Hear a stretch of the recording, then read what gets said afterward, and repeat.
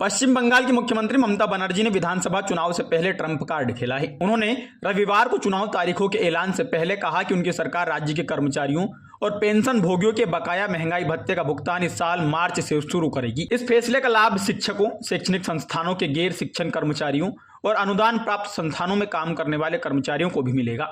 इसके अलावा पुरोहितों और मुअज्जिनों के मानदेय में भी बढ़ोतरी की गई है।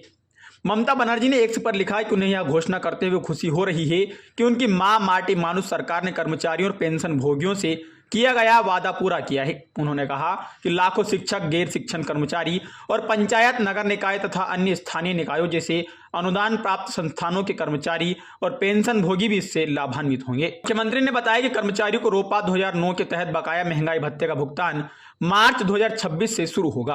उन्होंने कहा कि इसके लिए राज्य के वित्त विभाग की ओर से जारी अधिसूचनाओं में विस्तृत प्रक्रिया तय कर दी गई है।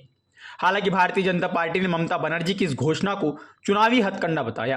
पार्टी नेता शुभेंदु अधिकारी ने कहा कि यह घोषणा उस समय की गई जब चुनाव आयोग कुछ ही मिनटों में चुनाव की तारीखों का ऐलान करने वाला है।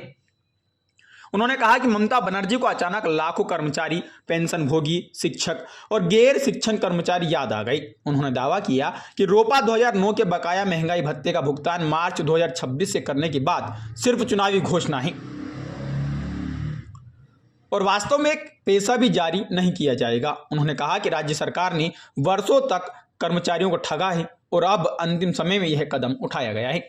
शुभेंदु अधिकारी ने यह भी आरोप लगाया कि यह सब राज्य की जनता को एक बार फिर भ्रमित करने की कोशिश है और इसे उन्होंने तृणमूल कांग्रेस का चुनावी नाटक बताया।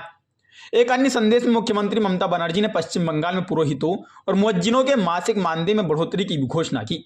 ये सभी घोषणाएं उस समय की गई जब चुनाव कार्यक्रम घोषित होने के बाद लागू होने वाली आदर्श आचार संहिता से ठीक पहले का समय था। चुनाव कार्यक्रम की घोषणा होते ही आदर्श आचार संहिता लागू हो जाती है।